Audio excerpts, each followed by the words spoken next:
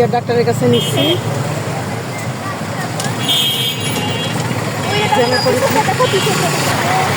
চলে গেছে।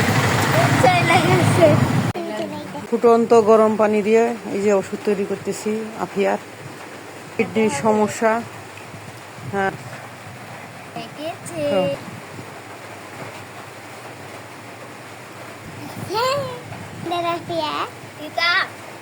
ওই যে রিপোর্ট করে নিয়ে আসলাম, একটার পরে একটা রিপোর্ট করেই যাচ্ছি।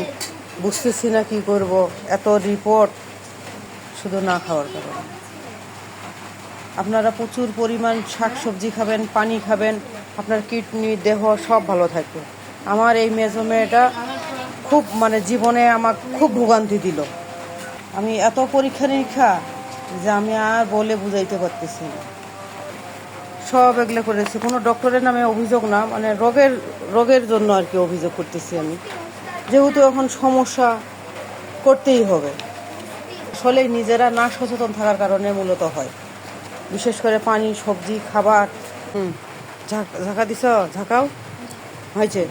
এখন এক চামিচ ওষুধ ঝাঁকায় খাইতে হয়, নিচের যেগুলা আবরণ থাকে সব তল উপর হয়ে যায়, ওই ওষুধটা খাইলে কাজে লাগে।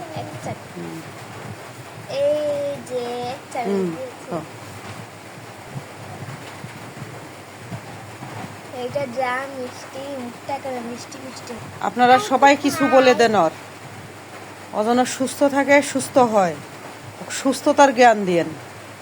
আল্লাহ হাফেজ।